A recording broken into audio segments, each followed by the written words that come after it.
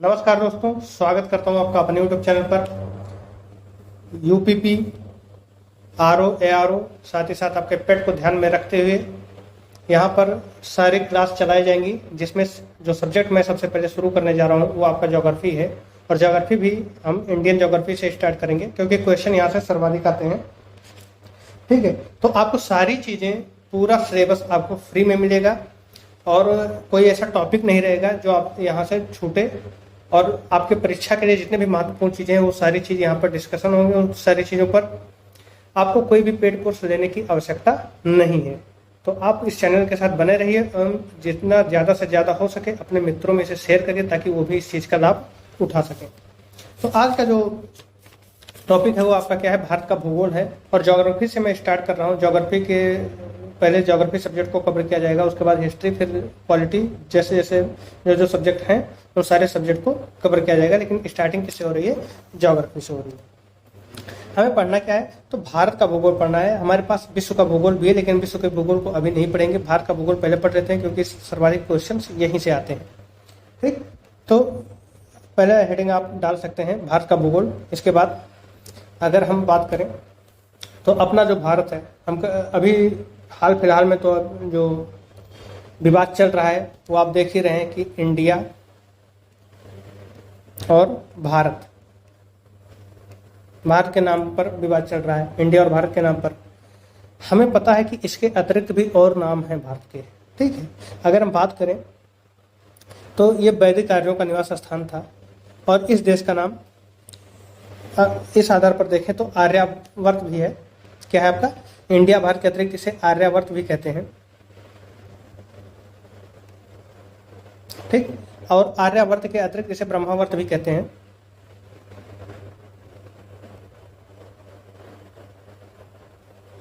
हिंदुस्तान भी कहते हैं।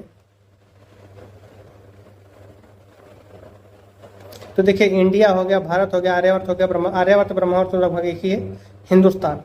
ठीक है, तो इन चार नामों से हमारा जो भारत है वो जाना जाता है। अब इसका भी इतिहास है कि भारत नाम कैसे पड़ा, इंडिया को किसने, इंडिया नामकरण किसने दिया, आर्यावर्त कैसे पड़ा, ब्रह्मावर्त कैसे पड़ा, हिंदुस्तान कैसे पड़ा, इन सब की अपनी एक कहानी है। फिलहाल उस कहानी में जाने का कोई मतलब नहीं निकलता है। ठीक है, आइए अब हम भारत के बारे में कुछ चीज़ें देखते हैं। आप सभी को पता है कि भारत का जो मैप है कुछ इस तरीके का है।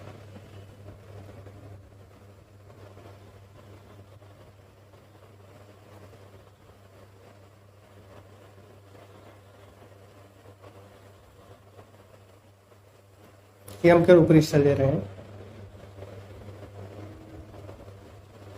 ठीक है, इतना अच्छा तो बना नहीं है फिलहाल। आप जानते हैं कि ये इस साइड में आपका, और नीचे की साइड में और इधर की साइड में आपके सागर है। ठीक, इधर आपका हिमालय पर्वतमाला है पूरा। अगर आप देखेंगे तो ये आपका हिमालय पर्वतमाला है। यानी एक सुस्पष्ट भौगोलिक इकाई है, या कह सकते हैं कि जो है एक भू राजनीतिक इकाई है। ठीक है, मतलब एक स्पष्ट रूप से लगता है कि हाँ, ये एक अलग ही भूखंड है भारत को अगर हम देखें तो। अगर हम भारत की स्थिति के बारे में बात कर लें, ये हमारे पास भारत का मैप है। ठीक है, इंडिया पॉलिटिकल। ठीक, अगर हम बात करें तो ये आपका क्या है, उत्तर पूर्व में देखें, उत्तर यानी देखिए, पहले हम बना दें आपको क्या है। किसी भी मैप में ऊपर क्या होता है? नॉर्थ होता है। नीचे क्या होता है आपका? दक्षिण यानी साउथ। फिर आपका ये हो गया पूर्व, और ये क्या हो गया आपका? पश्चिम। ये आपको ध्यान देना है। तो अगर हम उत्तर की बात करें तो यानी ये यहाँ पर आप देखेंगे तो यहाँ पर आपको क्या मिल जाएगा? यहाँ से ऐसे आपको हिमालय पर्वत श्रृंखला मिल जाएगी। क्या मिल जाएगी? हिमालय पर्वत श्रृंखला। हिमालय पर्वत श्रृंखला आपको उत्तर और उत्तर पूर्व में देखिए, उत्तर ये हो गया आपका, ये उत्तर हो गया, और ये क्या हो गया? उत्तर पूर्व, या कह सकते हैं पूर्वोत्तर। बात देखिए, ठीक है, उत्तर और उत्तर पूर्व में आपको क्या मिलता है? हिमालय पर्वत श्रृंखला मिलता है। अगर हम इसके पश्चिम में बात करें तो पश्चिम आपका ये हो गया। तो पश्चिम की अगर हम बात करते हैं तो पश्चिम में क्या है आपका? अरब सागर। क्या आपका? अरब सागर।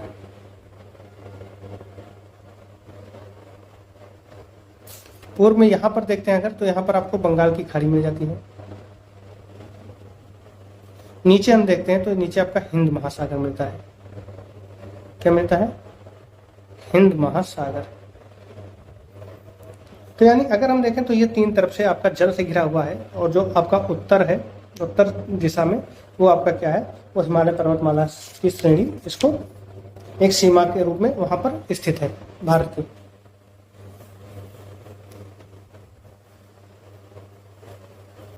देखिए, भारत को भारतीय उपमहाद्वीप भी कहा जाता है।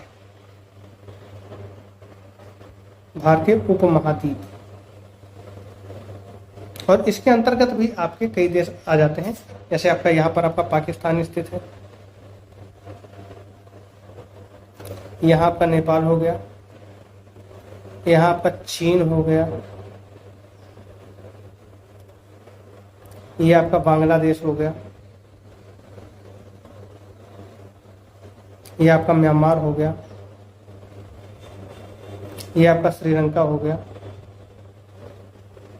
ठीक है, ये सारे देश आते हैं। तो श्रीलंका तो नहीं आता है इसमें, क्योंकि इसका स्थल से अलगाव है।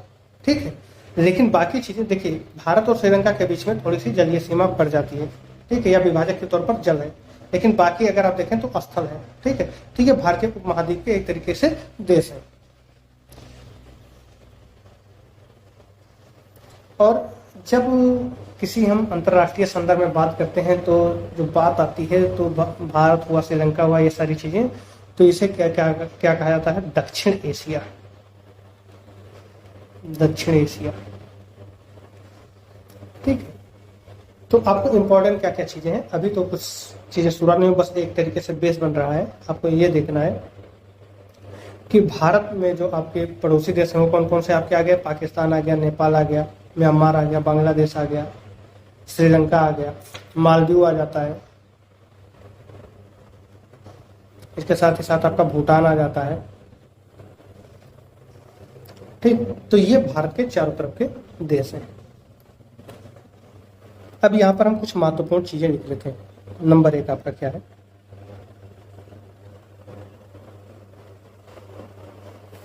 कि अगर हम बात करें कुछ परीक्षा की दृष्टि से महत्वपूर्ण चीजें, जैसे बौद्ध काल में भारतवर्ष किस संज्ञा से लोकप्रिय था? तो जम्बू द्वीप के। बौद्ध काल में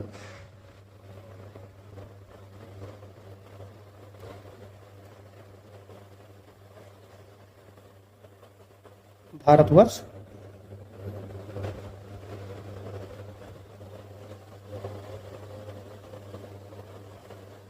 जम्बू द्वीप के नाम से प्रसिद्ध था।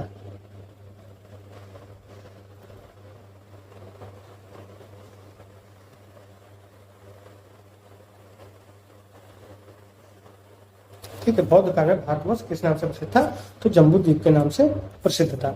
आप जानते हैं भारत के चारों नामों को आप देख रहे हैं, आर्यावर्त हो गया, आपका हिंदुस्तान हो गया, इंडिया हो गया, भारत हो गया। कंट्रोवर्सी अभी भारत पर चल रही, भारत और इंडिया पर चल रही है। ठीक है, अब आइए हम इसके अवस्थिति और विस्तार के बारे में देखते हैं। अवस्थिति एवं विस्तार।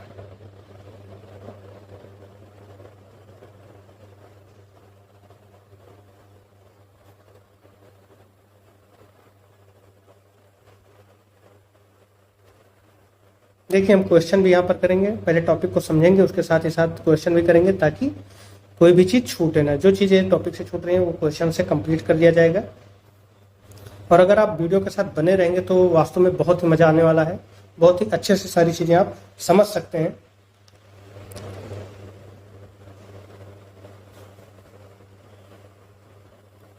अगर हम भारत का जो मैप देखें तो सबसे पहले आप ये समझ लीजिए कि भारत की स्थिति कहाँ पर है।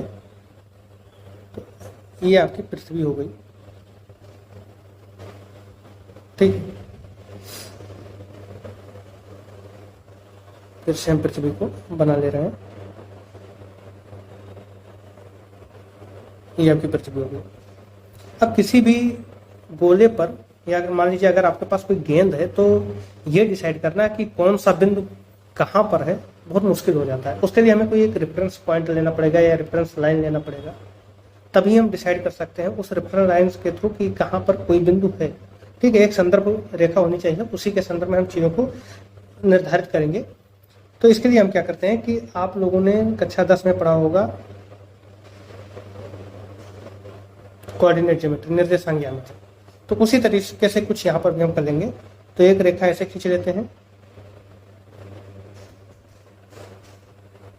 ब्लू कलर की, एक रेखा हम खींच लेंगे ग्रीन कलर की। तो जो बड़ी रेखा है हम उसे क्या कहेंगे, अक्षांश। जो बड़ी रेखा है उसे हम क्या कहेंगे, अक्षांश। और जो ये खड़ी रेखा है उसे हम क्या कहेंगे, देशांतर। इसके बारे में भी अलग से वीडियो में हम चर्चा करेंगे। अभी हमें केवल भारत की स्थिति और विस्तार को बताना है, इसलिए हम वही चीज कर रहे हैं जो बहुत जरूरी है, वही चीज यहाँ पर लेकर चल रहे हैं। देखिए, हमने आपको बताया था अभी दिशा निर्देश के बारे में कि जब इस तरीके से कोऑर्डिनेट हमारे पास होता है तो सामने वाले इसे ईस्ट कहते हैं, इसे वेस्ट कहते हैं, इसे नॉर्थ कह देंगे, इसे साउथ कह देंगे। ठीक, तो यही कोऑर्डिनेट उठाकर हम पृथ्वी के बीच में, मतलब पृथ्वी पर कर दिए हैं। ठीक है, ये काल्पनिक रेखाएं हैं, कोई वास्तविक रेखाएं नहीं है, ये महज एक काल्पनिक रेखाएं हैं, लेकिन हमारा काम आसान कर देती है। अब भारत कहीं आपका यहां पड़ता है, ध्यान दीजिएगा, भारत कहीं आपका यहां पड़ता है। ठीक है, तो चीजें क्या है, हमें ये बताना है कि भारत, देखिए सबसे पहले कि भारत किस गोलार्ध में पड़ रहा है। तो मान लीजिए जब क्षैतिज हम काटे हैं किसी चीज को, तो एक हो गया ये आपका एक तरीके से, ये उत्तर है यानी नॉर्थ, ये साउथ, ये ईस्ट, ये वेस्ट आपका। यहाँ पर भी हम वही चीजें उठाकर रख दिए हैं। अगर जब हम क्षैतिज काटते हैं, देखिए बड़ी रेखा से काटते हैं, तो हमारे पास दो चीजें आती हैं, उत्तरी गोलार्ध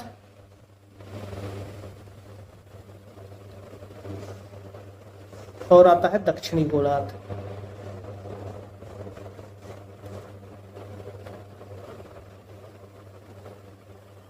तो अगर आप देखें तो बड़ी रेखा के ये ऊपर है, तो इसका मतलब किस में है, ये उत्तरी गोलार्ध में है। और जब पृथ्वी को हम खड़ी रेखा से दो भागों में बांटते हैं तो हमारे पास आता है पूर्वी गोलार्ध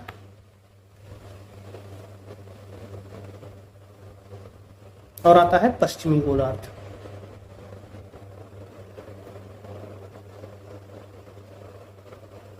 तो आप देखिए, अब आपको डिसाइड करना है कि इस लाइन के ऊपर है, यानी जो बड़ी लाइन है उसके ऊपर है, यानी उत्तरी गोलार्ध में आ जाता है।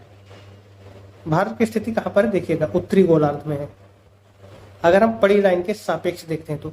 और जब हम खड़ी लाइन के सापेक्ष देखते हैं, यानी इस लाइन के, तो ये पूर्वी गोलार्ध में है।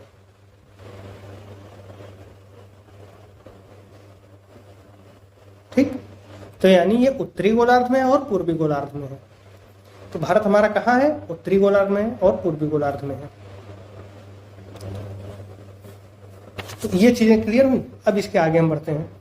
अब हमें बताना ये रहता है कि भारत की जो विस्तार है, हमने ये देख लिया कि भारत के चारों तरफ क्या क्या चीजें। भारत की जो आकृति है वो चतुष्कोणीय है। कैसी आकृति है, चतुष्कोणीय है। मैप में आपने अभी देखा कि भारत की जो आकृति है वो चतुष्कोणीय है। किस एशिया के किस भाग में पड़ता है, तो दक्षिणी एशिया में पड़ता है। कहां पर पड़ता है, दक्षिणी एशिया में।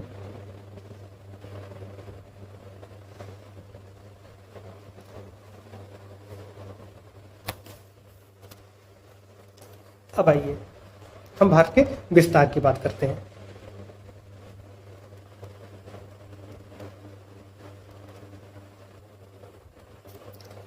अब फिर से हम एक पृथ्वी का प्रतिरूप बनाएंगे। देखिएगा, इस बार हम थोड़ा बड़ा बनाएंगे।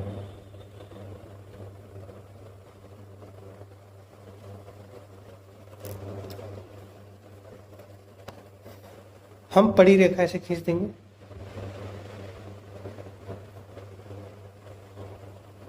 बीचों बीच से खींचे, इसे हम 0 कर दिए, 10 कर दिए, 20 कर दिए, 30 कर दिए, 40, 50, ये 90 तक जाएगा। 60, ये 90 तक क्यों जाता है, 90 ही क्यों होता है, ये सारी चीजें हम जब अच्छा सा देशांतर पढ़ाएंगे वहां पर आपको हम क्लियर कर देंगे। 70, 80 और ये 90। ठीक, इसी प्रकार हम देशांतर रेखा खींचते हैं, जो खड़ी लाइन होती है, ये आपकी खड़ी लाइन है, इसको हमने खींच दिया 0, ये टोटल 180 घूमेगी, ठीक है। 180 आगे से घूमेगी, 180 से पीछे से घूमेगी, यानी कुल मिलाकर 360। 1 2 ऐसे आपका 180 तक जाएगा। अब यहाँ तो हम खींच नहीं सकते हैं, बस आप ऐसे समझ लीजिए।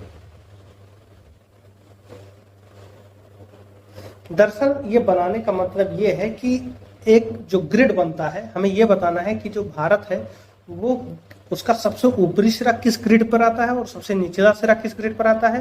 यानी अगर हम उत्तर से देखें, मतलब उत्तरी गोलार्ध के सापेक्ष से देखें तो कितना जाएगा, दक्षिणी और फिर पूर्वी गोलार्ध के सापेक्ष से देखें तो कितना जाएगा। जैसे आप कभी गेम खेलते हैं तो वहाँ पर जब आपको जो शूटिंग का गेम होता है, वहाँ आप स्नाइपर बने होते हैं, तो आपको कोऑर्डिनेशन पता चलता रहता है कि कितने कोऑर्डिनेट पर वो कोई चीज़ या ऑब्जेक्ट है, आपको वो टारगेट करना रहता है, ठीक है। या फिर आप जीपीएस का यूज करते हैं, अगर आप मैप यूज करते हैं तो उसमें भी कोऑर्डिनेट आता है, ठीक। तो उसमें आपका साउथ ईस्ट नॉर्थ सारी चीज़ें लिखकर आती हैं कि कितना लॉन्गिट्यूड है, कितना लैटिट्यूड है, ये सारी चीज़ें उसमें लिखकर आती हैं। यानी अक्षांश और देशांतर के सापेक्ष ही हम किसी बिंदु को निर्धारित करते हैं। तो बस भारत के मामले में भी यही हमें निर्धारित करना है कि भारत का अक्षांशीय विस्तार कितना है, देशांतरीय विस्तार कितना है, कहाँ से स्टार्ट होता है, कहाँ पर खत्म हो जाता है, यानी किस ग्रेड से स्टार्ट होकर किस ग्रेड पर समाप्त हो जाता है। तो आइए देखते हैं इसे।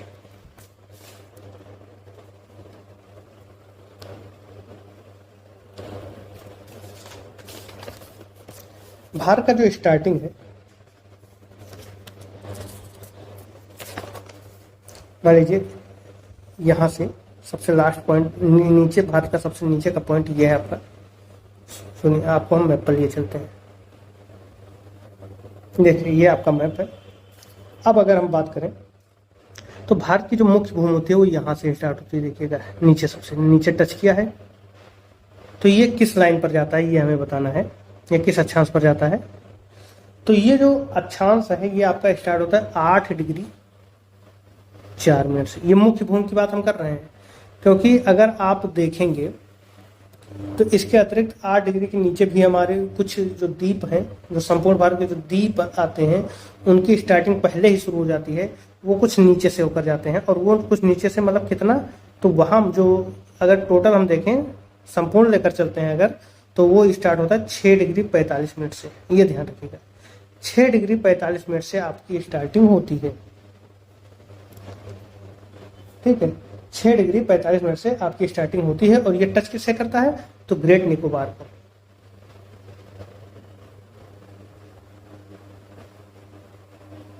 ग्रेट निकोबार को देखिए, ये यहाँ से टच करते निकलती है, और ये ग्रेट निकोबार को टच करते निकलती है 6 डिग्री 45 मिनट से। अगर हम मुख्य द्वीप की बात करते हैं तो ये आपका कन्याकुमारी को टच करते निकलती है, और ये 8 डिग्री 4 मिनट से निकलती है। अब हमें अक्षांशीय विस्तार की हम बात कर रहे हैं, तो जब अक्षांशीय विस्तार की बात करते हैं तो इसका मतलब ये जो पड़ी लाइनें हैं वो 2 पड़ी लाइनें जिनके बीच भारत स्थित है, ठीक है, जो ऊपरी सिरे और निचले सिरे को टच कर रहे हैं, उन्हीं के बारे में हमें जानकारी चाहिए। तो निचले सिरे के बारे में तो हमने जानकारी ले ली कि 8 डिग्री 4 मिनट इसकी मुख्य भूमि, ठीक है, जो कन्याकुमारी से स्पर्श करते निकलती है, वो मुख्य भूमि से आपकी जो जाती है। और ऊपर सबसे कहां से टच करते निकलती है, देखिएगा ये लाइन है, ठीक। तो ये लाइन आपकी कहां तक जाती है, तो ये जाती है 37 डिग्री 6 मिनट, 37 डिग्री 6 मिनट, ठीक। यानी उत्तरी अक्षांश क्या है, 8 डिग्री 4 मिनट उत्तरी अक्षांश से। अगर हम अक्षांशीय विस्तार की बात करते हैं, अक्षांशीय विस्तार की बात करते हैं,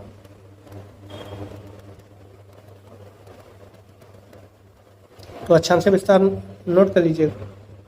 द्वीपों सहित अगर हम बात करें तो ये आपका 6 डिग्री 45 मिनट से लेकर 37 डिग्री 6 मिनट तक जाएगा। अगर हम अक्षांशीय विस्तार के मुख्य भूमि का देखें तो 8 डिग्री 4 मिनट से 37 डिग्री 6 मिनट तक, और अगर हम द्वीपों को भी इंक्लूड कर लेते हैं तो आपका 6 डिग्री 45 मिनट से 37 डिग्री 6 मिनट तक जाता है। ये आपका अक्षांशीय विस्तार होगा, यानी यहां से लेकर यहां तक ये अक्षांशीय विस्तार आपका होगा। अगर इसकी लंबाई हम बताएं कि ये भारत वो सबसे ऊपरी किनारे से सबसे मुख्य भूमि की अगर बात करते हैं, सबसे यहाँ से लेकर आपका ऊपर से लेकर सबसे नीचे तक कितना लंबा है, तो इसकी जो लंबाई है वो 3214 किलोमीटर है। कितनी है? 3214 किलोमीटर। ये आप नोट कर लीजिएगा। 3214 किलोमीटर क्या है? उत्तर से दक्षिण की लंबाई है। अब आइए हम देखते हैं देशांतरीय विस्तार। देशांतरीय विस्तार को हम यहाँ ग्रीन लाइन से बना दे रहे हैं। देखिए ऐसे आपका सबसे दक्षिण किनारे को, सबसे पश्चिमी किनारे को टच करेगा और ये आपका सबसे पूर्वी किनारे को टच करेगा। अब आपको बताना है कि ये लाइन का कोऑर्डिनेट क्या है और इस लाइन का कोऑर्डिनेशन क्या है। ठीक है, तो इसका जो आपका कोऑर्डिनेशन है ये आप देखिएगा, इसका जो निर्देशांक है वो आपका क्या हो जाएगा, कहाँ से स्टार्ट होता है ये आपका 68 डिग्री 7 मिनट से। इसका कितना हो जाएगा, यहाँ लिख दे रहे हैं 68 डिग्री 7 मिनट से लेकर सबसे पूर्व में आपका क्या है ये। ठीक है, तो यहाँ पर आपका कितना हो जाएगा, तो ये हो जाएगा आपका 97 डिग्री 25 मिनट। यानी अगर हम देशांतरीय विस्तार को यहाँ लिख दें, देशांतरीय विस्तार,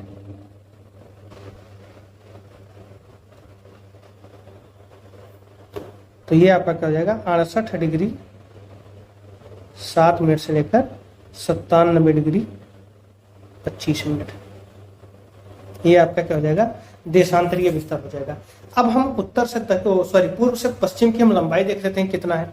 तो पूर्व से पश्चिम की हमारी कुल लंबाई कितनी हो जाएगी ये हमें देखना है। तो पूर्व से पश्चिम की जो लंबाई आएगी वो आपकी कितनी आ जाएगी, 2933 किलोमीटर। 2933 किलोमीटर कितनी लंबाई आ गई, 2933 किलोमीटर, या कह सकते हैं 2933 किलोमीटर। ये आपका क्या है, पूर्व पश्चिम दिशा में इसकी चौड़ाई है।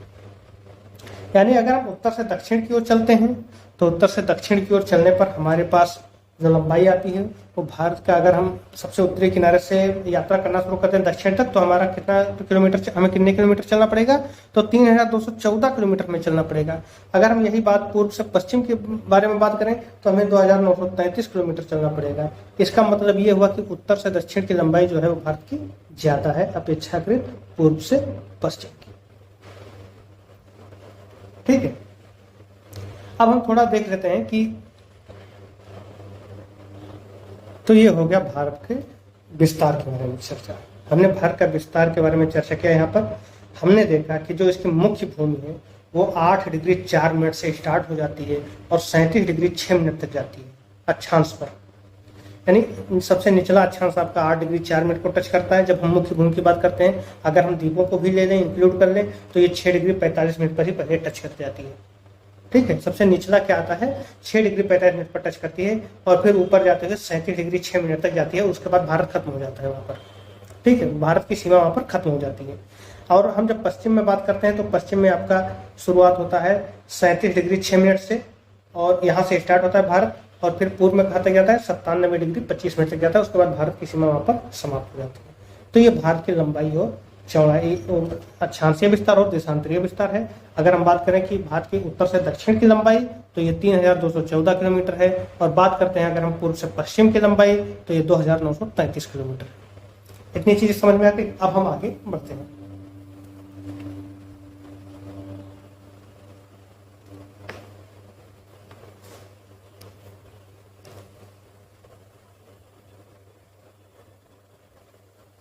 ये आपका क्या हो गया, ये क्षेत्र आपका क्या था, ये उष्णकटिबंधीय क्षेत्र था। ठीक है, एक बार फिर से देख लीजिए इसे।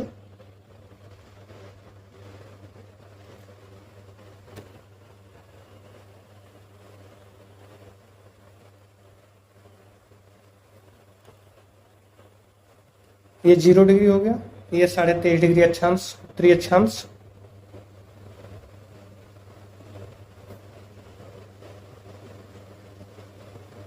साढ़े 23 डिग्री दक्षिणी अक्षांश।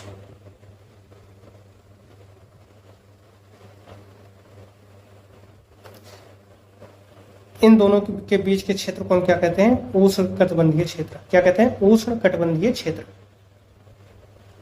उष्ण कटिबंधीय क्षेत्र।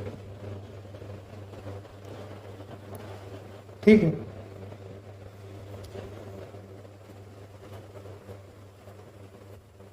और इस 23.5 डिग्री उत्तरी अक्षांश को हम क्या कहते हैं? कर्क रेखा भी कहते हैं। क्या कहते हैं? कर्क रेखा भी कहते हैं। 23.5 डिग्री उत्तरी अक्षांश को कर्क रेखा और 23.5 डिग्री दक्षिणी अक्षांश को एक विशेष नाम दिया गया है, मकर रेखा।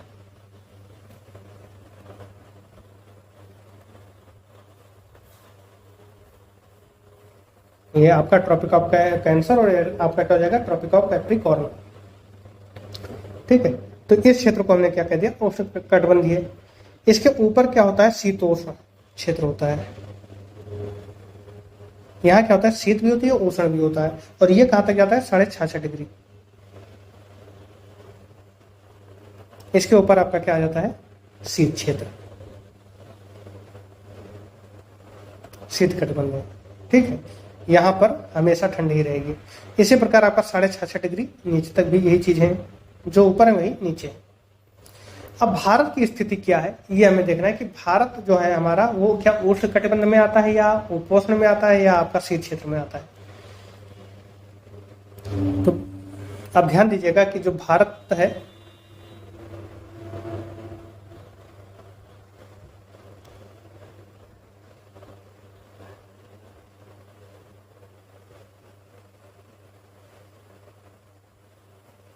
ये भारत है आपका, जो कर्क रेखा गुजर 23.5 डिग्री की जो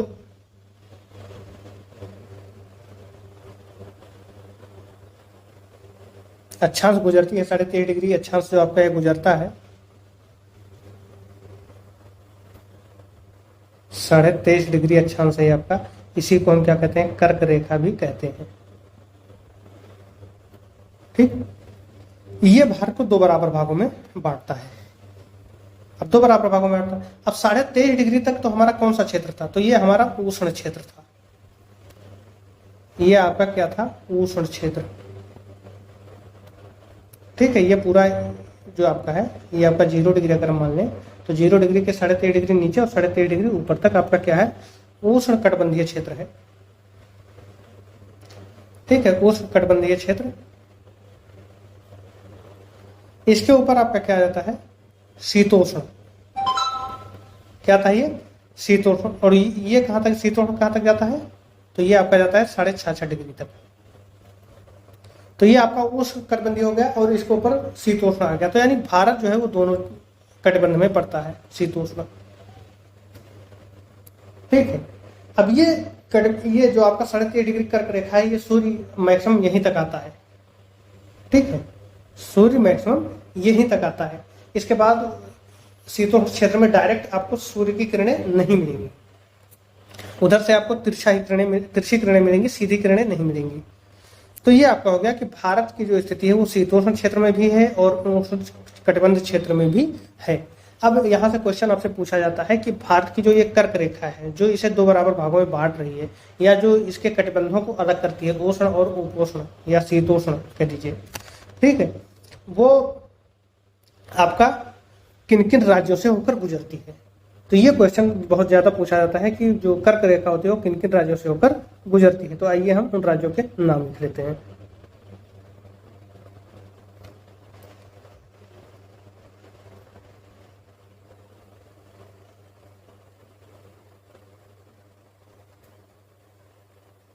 कर्क रेखा निम्न राज्यों से होकर गुजरती हैं। अच्छा, आपको क्रम भी याद रखना है।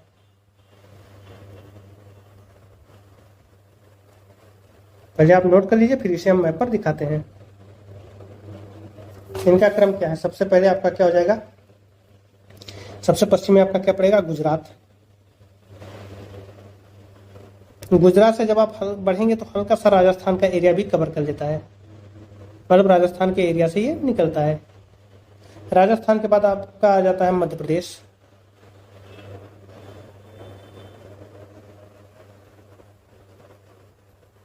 मध्य प्रदेश के बाद आ जाता है आपका छत्तीसगढ़। छत्तीसगढ़ के बाद आ जाता है आपका झारखंड। उसके बाद आपका आ जाता है पश्चिम बंगाल। ये आप नोट कर लीजिए क्योंकि ये बहुत इंपॉर्टेंट है। पश्चिम बंगाल, और पश्चिम बंगाल के बाद आपका त्रिपुरा और मिजोरम। त्रिपुरा फिर मिजोरम। ठीक है, तो कर्क रेखा निम्न राज्यों से होकर गुजरती है।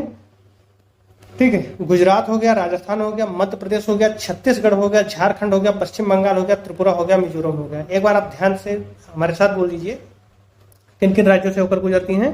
तो ये गुजरती हैं आपका गुजरात से, राजस्थान से, मध्य प्रदेश से, छत्तीसगढ़ से, झारखंड से, पश्चिम बंगाल से, त्रिपुरा से, फिर मिजोरम से। कुल कितने राज्यों से? 1 2 3 4 5 6 7 8, कुल 8 राज्यों से होकर गुजरती हैं। 8 राज्यों से होकर गुजरती हैं। आपको क्रम से पूछ सकता है कि बताइए कि कौन सा क्रम, पश्चिम से पूर्व की ओर बढ़ते क्रम बताइए कर्क रेखा के गुजरने वाले राज्यों के नाम। ठीक है, तो इस तरीके से क्वेश्चन पूछ सकता है। तो आपको यह ध्यान रखना है कि कर्क रेखा किन किन राज्यों से होकर गुजरती है। तो कर्क रेखा 8 राज्यों से होकर गुजरती हैं, जिनमें आपका सबसे पहले कहाँ, पश्चिम से अगर हम देखें तो सबसे पहले आपको गुजरात मिलेगा, फिर राजस्थान मिलेगा, फिर मध्य प्रदेश मिलेगा। इस तरीके से आपको जो क्रम से हैं वो राज्य मिलेंगे। जैसे आपका एक बार क्वेश्चन आया था एमपीपीसीएस 2008 में, एमपीपीसीएस 2008 में क्वेश्चन आया था कि कर्क रेखा निम्नलिखित में से किस राज्य से होकर नहीं गुजरती है। ठीक है, अब आपको 4 विकल्प दिए गए थे। राजस्थान से नहीं गुजरती है, कि गुजरात से, त्रिपुरा से, या फिर उड़ीसा से। आपको यहाँ पर यह टिक करना था कि किन राज्यों से होकर नहीं गुजरती है। तो आपको पता होना चाहिए कि 8 राज्यों में देखिए उड़ीसा नहीं आ रहा है, तो ये उड़ीसा से होकर नहीं गुजरती है। तो इस तरीके से क्वेश्चन पूछे जा सकते हैं कि आपको बताना होगा कि किन राज्यों से होकर गुजरती हैं और किन राज्यों से होकर नहीं गुजरती है।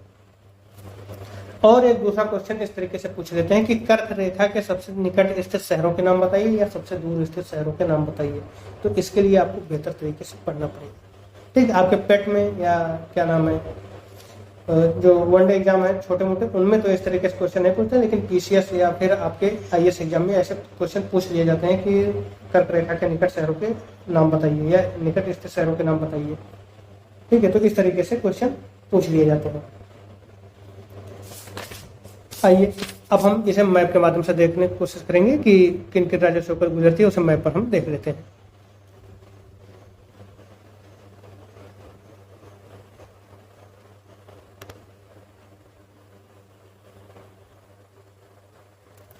देखिए ये आपका मैप हो गया।